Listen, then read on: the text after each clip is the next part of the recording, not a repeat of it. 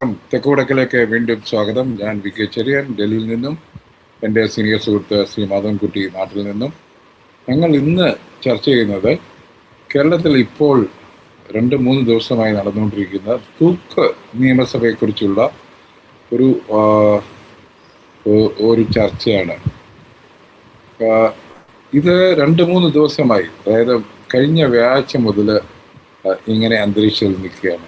ഇതിൻ്റെ എന്താണ് ഇത്? BJP മുന്നോട്ട് വെക്കുന്ന അവർക്ക് ഒരു സർവേയിൽ 11 സീറ്റ് വരെ കിട്ടുമെന്ന് പറയുന്നുണ്ട്. ബാക്കി എല്ലാ സർവേകളും 0 മുതൽ 3 കാണിക്കുന്നത്.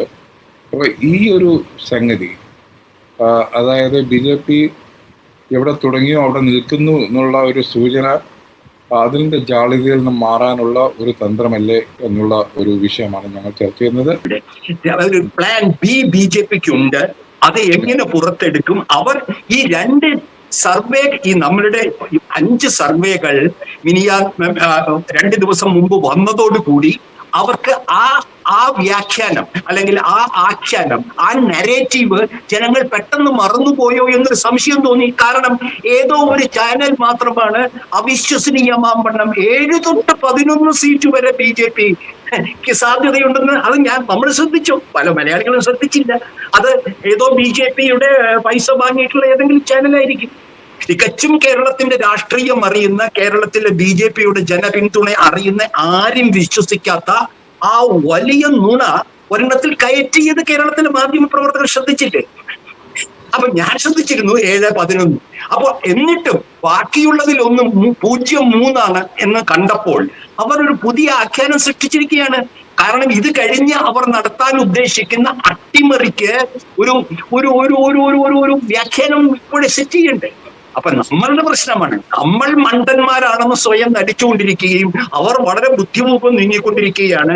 ഇന്ന് വന്ന 2-3 പെട്ടെന്ന് പ്രത്യക്ഷപ്പെട്ട ചാനലുകളിൽ പ്രത്യക്ഷപ്പെട്ട സർവേയുടെ ഉദ്ദേശം കേരളത്തിൽ BJPയെ ഒരു നിർണായക ശക്തിയായി വരുന്നു എന്ന ഒരു പ്രതീതി ജനിപ്പിക്കുകയാണ്.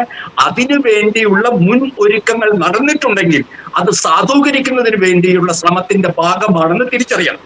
അത് വിജയിക്കുമോ ഇല്ലയോ എന്ന് നിശ്ചയിക്കുന്ന അവർ മാത്രമല്ല, കേരളത്തിലെ പ്രതിപക്ഷ കക്ഷികളുടെ ജാഗ്രതയും ജനങ്ങളുടെ ജാഗ്രതയായിരിക്കും ആ തിരുമതി നടക്കാതെ പോവുകയാണ്.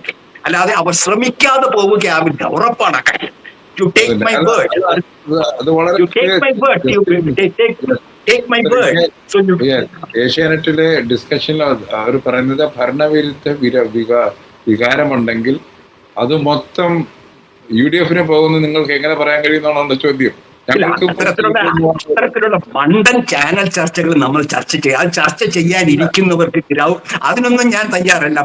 ഏഷ്യാനെറ്റ് ചാനലിൽ എന്തെങ്കിലും പറയുന്നത് കേട്ട് നമ്മൾ ചർച്ച ചെയ്യുന്നത് ഞാൻ വാസ്തവത്തിൽ BJPയുടെ എക്സ്പെക്ടേഷൻ പറയുകയാണ്. നമുക്ക് ഏഷ്യാനെറ്റിനെ ഒന്നും ആശ്രയിക്കാതെ സ്വന്തമായി രാഷ്ട്രീയ വിശകലനത്തിനുള്ള കോപ്പുണ്ട്. അതാദ്യം നമുക്ക് തീരുമാനിക്കും. കാരണം അതുകൊണ്ട് അവര് പറയുന്ന അനുസരിച്ചല്ല എന്റെ രാഷ്ട്രീയ വിശകലനം ആദ്യം തന്നെ. 2, നമുക്കറിയാം അടിത്തട്ടിൽ ബൂത്ത് തലത്തിൽ കണക്കെടുത്ത് കഴിഞ്ഞു.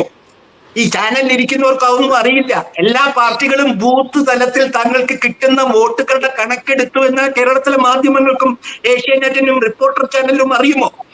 രഹസ്യമല്ല. അപ്പോൾ ഈ ഉണ്ടാക്കുന്നത് BJPക്ക് വൻ ശക്തി പ്രകടനമുണ്ട് എന്ന് വരുത്തി തീർക്കുന്നത് എന്തോ കൃത്രിമത്തിനുള്ള മുന്നൊരുക്കമാണ്. അതിന് ഏഷ്യാനെറ്റല്ല ഏത് ചാനലും പറഞ്ഞാലും ഞാൻ അതിലൊന്നും യോജിക്കുന്നില്ല. അതുകൊണ്ട് നമ്മൾ ജാഗരൂകരായിരിക്കണം. തിരുമറി എങ്ങനെയാണ്? തിരഞ്ഞെടുപ്പ് കഴിഞ്ഞ് 1 മാസം കഴിഞ്ഞിട്ടാണ് വോട്ടെണ്ണുന്നത്, മറക്കരുത്. എല്ലാ വോട്ടെടുപ്പും കഴിഞ്ഞ് 4 ദിവസം കഴിഞ്ഞിട്ടാണ് ഈ ഇലക്ട്രോണിക് യന്ത്രത്തിൽ വോട്ടെണ്ണുന്നത്. ഇതൊക്കെ കാണിക്കുന്നത് ബംഗാളിൽ 91 ലക്ഷം പേരുടെ വോട്ട് നിഷേധിച്ചുകൊണ്ടാണ് ഈ വോട്ടെടുപ്പ് നടക്കുന്നത്. അപ്പോൾ ഇവിടെ ജനാധിപത്യ ശക്തികൾ വിജയിക്കുകയാണെങ്കിൽ അത് നമ്മുടെ ജാഗ്രതയും അവരുടെ കുതന്ത്രങ്ങളുടെ പരാജയവുമാണെന്ന് മാത്രം മനസ്സിലാക്കാനുള്ള രാഷ്ട്രീയം വേണം. അല്ലാതെ ഇവിടെ സുഗമമായ തെരഞ്ഞെടുപ്പാണെന്ന് ജനങ്ങളോട് പറഞ്ഞിട്ട് പിന്നെ BJPയുടെ അട്ടിമറി പറയുമ്പോൾ നെഞ്ചത്തടിച്ച് കരയുന്ന രാഷ്ട്രീയ നേതൃത്വം, അത് ഇടതുപക്ഷമായാലും കോൺഗ്രസ് ആയാലും, അത് ലജ്ജാകരമാണ് കേരളത്തിന്റെ രാഷ്ട്രീയത്തിന്. കാരണം അവർ ഇവിടെയാണ് പ്രസക്തി സർ. രാഹുൽ ഗാന്ധി വോട്ട് ചോരിയെ പറ്റി പറഞ്ഞപ്പോൾ പകുതി ആൾക്കാരും നമ്മളുടെ വളരെ ആൾക്കാരൊന്നും വിശ്വസിച്ചില്ല. അവർ പറയുന്നത് ഇദ്ദേഹം എന്താണ് പറയുന്നത് എന്നുള്ള ഒരു ചോദ്യമാണ്. അതിപ്പോ വളരെ കേരളത്തിലെ രാഷ്ട്രീയം പോകുന്നത് കുണ്ടുകിളച്ചിലെ തവളകളെ പോലെയാണ് ചെറിയാൻ. ഞാൻ വടക്കേ ഇന്ത്യയിലും പ്രവർത്തിച്ചിട്ടുണ്ട്, കേരളത്തിലും പ്രവർത്തിച്ചിട്ടുണ്ട്. ദേശീയ രാഷ്ട്രീയം ലോക രാഷ്ട്രീയത്തിന്റെ യാതൊരു അനുരണനങ്ങളും തങ്ങളുടെ തെരഞ്ഞെടുപ്പ് പ്രചരണത്തിൽ വരരുത്. കാരണം ഇവരുടെ അവിശുദ്ധമായ കൂട്ടുകെട്ടുകളും ഇവരുടെ സമുദായ വോട്ടുകൾ സമാഹരിക്കുന്നതിനും വേണ്ടി ഇന്ത്യ നേരിടുന്ന ഫാസിസ്റ്റ് ഭീഷണി കേരളത്തിൽ ഉണ്ടെന്ന് പറയാനുള്ള ധൈര്യമില്ലാത്തവരാണ് കേരളത്തിലെ മുഖ്യധാരാ പാർട്ടികൾ.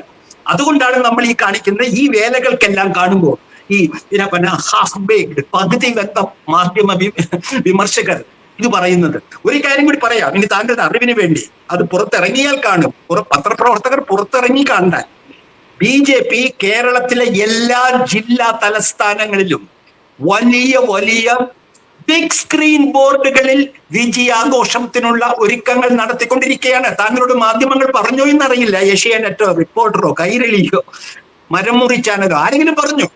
എല്ലാ ജില്ലാ തലസ്ഥാനത്തും ഇവിടെ എറണാകുളത്ത് എളമക്കരയിൽ RSSന്റെ ആസ്ഥാനത്തിനടുത്ത് വലിയ ബിഗ് ഇലക്ട്രോണിക് സ്ക്രീനിൽ അവർ തിരഞ്ഞെടുപ്പ് ഫലങ്ങൾ കാണിക്കാൻ പോവുകയാണ്. ഇത് കാണാനുള്ള മാധ്യമ പ്രവർത്തനം കേരളത്തിനുണ്ടോ? ഇത് വിശകലനം ചെയ്യാൻ മനസ്സിലാക്കുന്ന വലിയ രാഷ്ട്രീയ വിശാരദന്മാർ ഉണ്ടോ? ഇതാണ് പറയുന്നത്. മുമ്പിൽ കാണുന്നതിന്റെ ഉദ്ദേശം എന്താണ്? ഇതെല്ലാം കഴിഞ്ഞ് നമുക്ക് മറികടക്കാൻ കഴിയും, അതില്ലെന്നല്ല പറയുന്നത്. പക്ഷേ ഇത് കണ്ടില്ലെന്ന് നടിക്കരുത്. ചാനലിന്റെ മുമ്പിൽ ഇരുന്ന് മാത്രം രാഷ്ട്രീയം മനസ്സിലാക്കിയാൽ ഇങ്ങനെയൊക്കെ ഉണ്ടാവും. പുറത്തിറങ്ങി നടന്ന് എന്താണ് നടക്കുന്നത്, നിങ്ങൾ എതിർക്കുന്ന ശക്തികൾ എന്താണ് ചെയ്യുന്നത്, അത് നോക്കിയിട്ടില്ല. അത് നോക്കാൻ തയ്യാറല്ലല്ലോ. മാധ്യമങ്ങൾ ഒന്നും പറഞ്ഞിട്ടില്ലല്ലോ കേരളത്തിലെ ന്യൂനപക്ഷങ്ങളുടെ ധ്രുവീകരണമുണ്ടെന്ന്. അതിന് ഹിന്ദു ധ്രുവീകരണം നടന്നിട്ടില്ല എന്ന് പറഞ്ഞില്ലല്ലോ. നടന്നിട്ടില്ല എന്ന് നമുക്കറിയാം ഇപ്പൊ. അപ്പൊ ഇതുകൊണ്ട് ഈ പറയുന്ന ഈ ആഖ്യാനം വളരെ അപകടകരമാണ്. കേരളത്തിനുള്ള ഒരു മുന്നറിയിപ്പാണ്.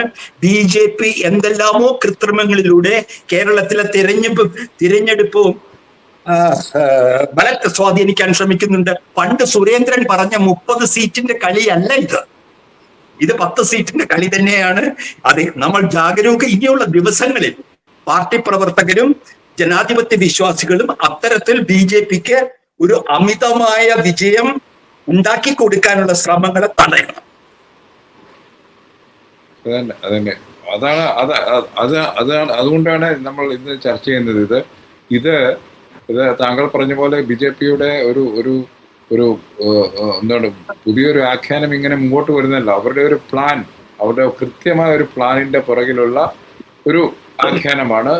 അതെങ്ങനെ അവർ 4-ാം തീയതി 5-ാം തീയതി ചെയ്യാൻ പോകുന്നു മാത്രം നമ്മൾ കണ്ടറിയാൻ മതി. അതാണ് ശരിയായ വിലയിരുത്തൽ. അത്തരത്തിലുള്ള ഒരു സാധ്യതയുണ്ട്.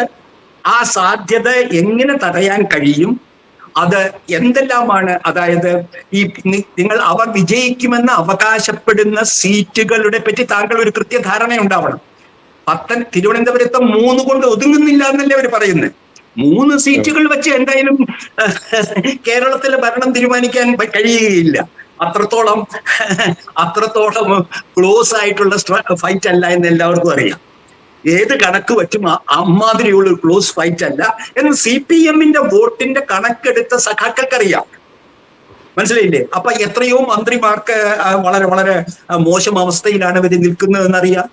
എന്നാൽ BJPക്ക് 11 സീറ്റ് കിട്ടുമെന്ന് കേരളത്തിലെ UDFന്റെയും LDFന്റെയും പ്രവർത്തകർക്ക് അറിയില്ലെങ്കിൽ പിന്നെ ഇത് രാഷ്ട്രീയ പ്രവർത്തനം നടത്തുന്നതിൽ അർത്ഥം എന്താണ്?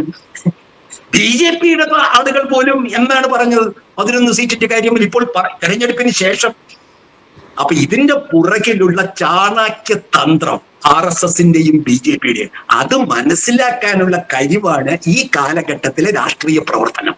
അല്ലാതെ വെറും സ്ഥിരം രമേശ് ചെന്നിത്തലയാണോ മറ്റേ KC വേണുഗോപാലാണോ പ്രതിപക്ഷം ആരായിരിക്കും എന്നുള്ള ചർച്ച ചെയ്ത് ദിവസവും വൈകുന്നേരം ആളുകളെ വഴിതെറ്റിക്കുന്ന മാധ്യമ പ്രവർത്തനമാണ് ഇതിന് കാരണം. ഇപ്പൊ കണ്ടില്ലേ നമ്മള് ഓടിപ്പോയി ആരാണ് വെള്ളാപ്പള്ളിയുടെ അടുത്ത് സംസാരിച്ച് രക്ഷപ്പെടുന്നത്, രാഷ്ട്രീയ വർത്തമാനം സൃഷ്ടിക്കുന്നത്.